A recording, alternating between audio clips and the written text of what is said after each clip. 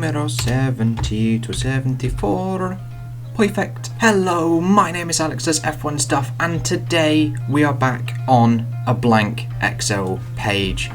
What are we going to be doing today? It is, of course, a making of my double points finale series. So today we are doing the years 1970 to 1974. So this is my whole entire spreadsheet for all of the years so far. So we've got 50 to 54, 55 to 59, 60 to 64, and then the latest video, 65 to 69. So if you haven't seen any of these series, I'll pop the playlist in the description down below and as a card in the corner as well. So the whole idea of this is to run the series, or run the season, should I say, as it ran through each round, as you can see here. So this would be 1965, so South Africa, Monaco, Belgium, France, Britain, Netherlands, Germany, Italy, United States, and then Mexico. However, Mexico would be a double points finale, similar to, as I belch, similar to 2014 Abu Dhabi. Now I want to find out, is having a double points finale on every single season going to actually affect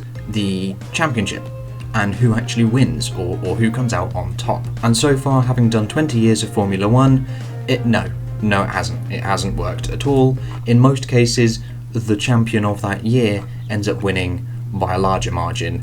For instance, Graham Hill won by 21 points rather than a little bit less because he ended up winning in Mexico over somebody else. That was in the last video.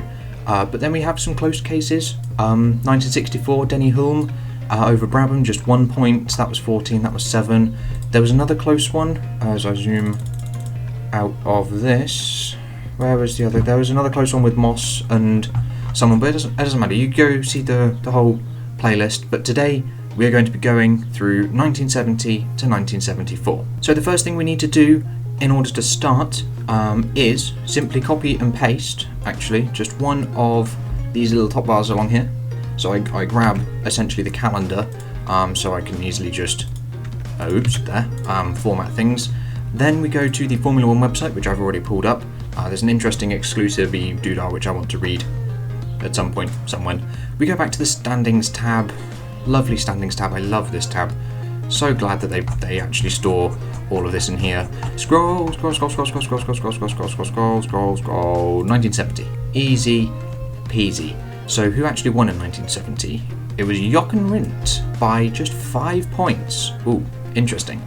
So you go to races, you go to South Africa, and then I just pull all of this data through and type everything in. So what I'm going to do now is, like if you've seen the the making of my, what's the other series that I run, my fantasy prediction season, I will do a couple bits of time lapses of me just filling in all of this data through the entire few seasons, and then I'll get back to you when there is something else to do.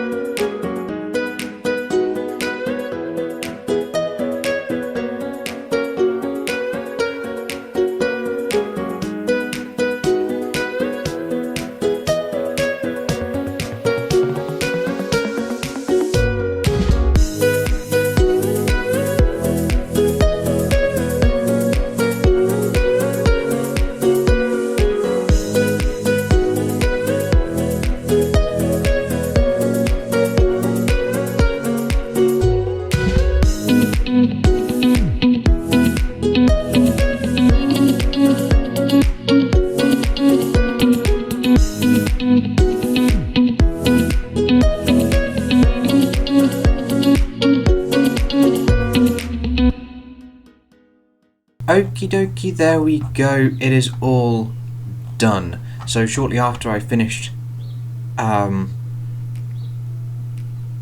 have I just completely lost what I was going to say? Shortly after I finished the tables, I went for a little break for about half an hour.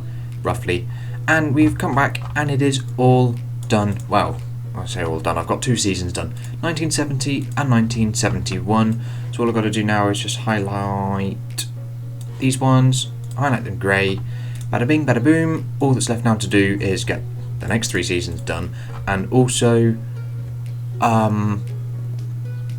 the colours, so highlight each row with the different colours and the light grey and dark grey. However, something that I just realised in the 1970 season, as it was the first time in the 20 years that this has actually worked, that the double points finale has ended up being a different champion to the official champion, and I celebrated without actually realising the facts. So in my little time lapse you may have seen me type, "Yay, it's worked," because I was excited that it's finally worked. However, the only reason that was the case was because since where are we looking? So Jochen Rindt ended up going on a same score, so he wasn't scoring.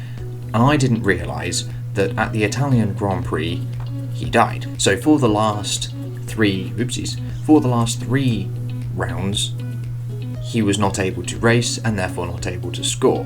So although I'm both happy that it's worked and we do have a different racer, I'm also not as happy as I should be, if that makes sense, under the circumstances that Jochen Rindt did end up dying during the season and wasn't able to fully finish it. So in that respect I regret typing that, but I didn't know at the time. It wasn't until I went downstairs and thought why exactly that was, and found out exactly what happened and all of the facts. So that's just me apologising about that, as I now do regret it.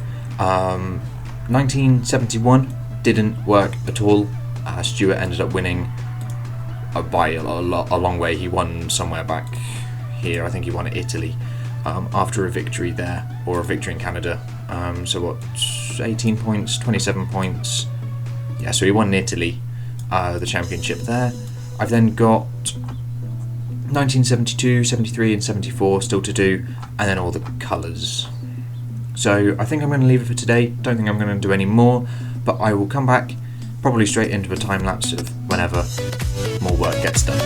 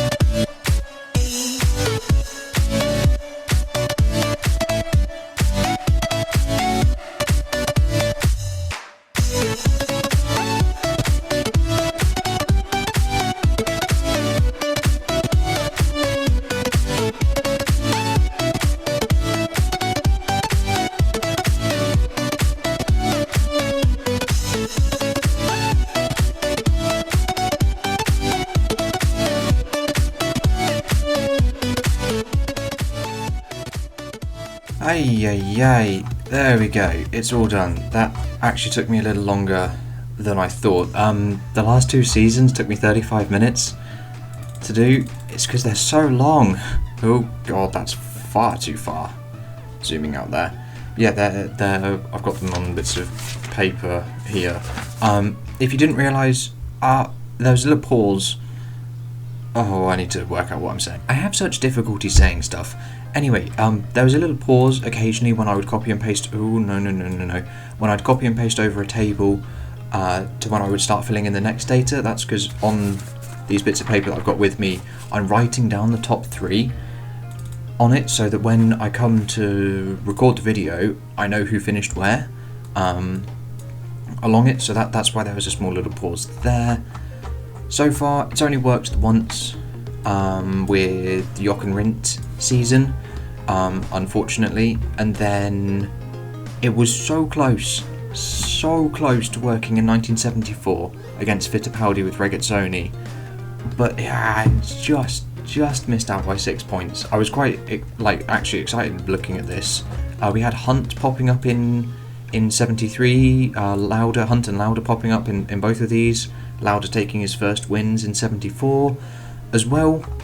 Anyway, rambling on too much. The next task for me to do today is make it all colourful and then also add in the bold lines so I know where to cut the tables. So I think I'm just going to hop straight into another time lapse and do that.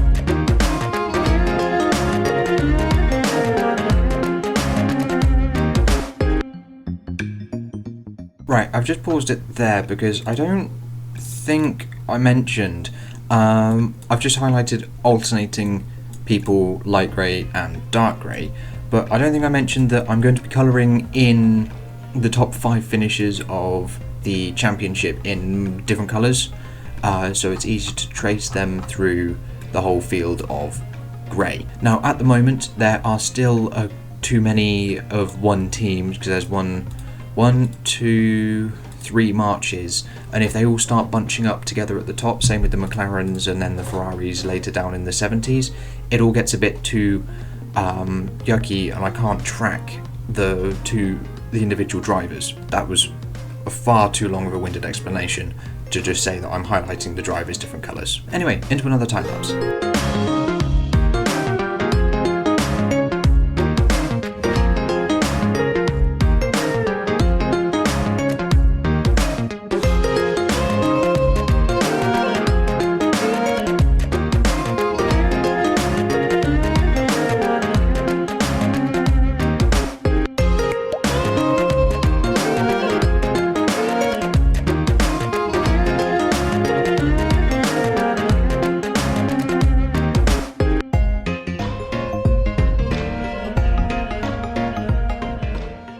And there we are, it is all done and dusted. So put the lines in where I know where to cut each table, and there's a nice definition between, otherwise they do all sort of blend in even with the nice bright colours for the top teams. Something I noticed though, which season was it? Yes, this one here, 1974, after Monaco, it was only Reutemann who actually was yet to join the top 5. The top 4 after Monaco all stayed in the top 4, and they were just chopping and changing so much between Lauda, Fittipaldi, Regazzoni and Scheckter and all sorts. But yeah, it is all ready to be chippity chopped up into the PowerPoint. Not going to do that today because I've been doing this particular project for just over an hour and a bit, and my eyes are beginning to hurt, so I'm going to go wander outside in the hopes that it doesn't rain again, because we had some awful rain just recently. But I want to step away from my computer, and then I'll probably just hop back into a time lapse for whenever tomorrow me gets into it.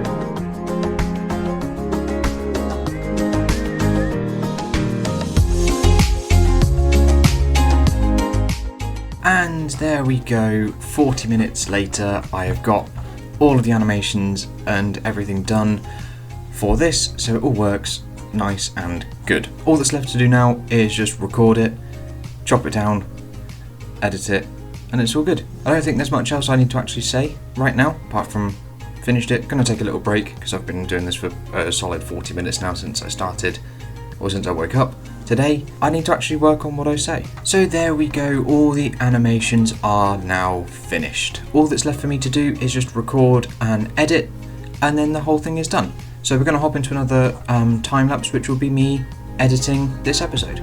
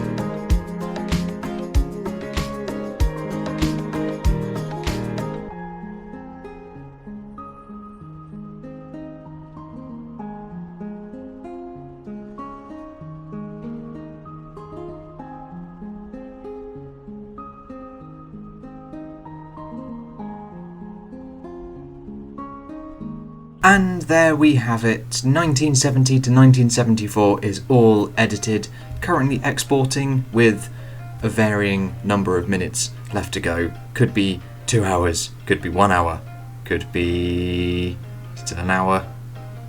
2 hours, yeah, it could be any amount of time, roughly an hour and a half. I usually tend to think that it's about, every 10 minutes is about an hour for my editor, and then it's about 15 minutes, I think it's 15:26 up there.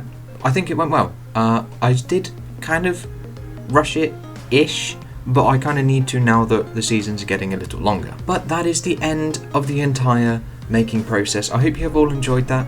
I'm not entirely sure what else I can do a making of, but I'm sure there will be something. But thank you guys so much for watching, and I will catch you in the next video with whatever I decide to make. I'll see you then.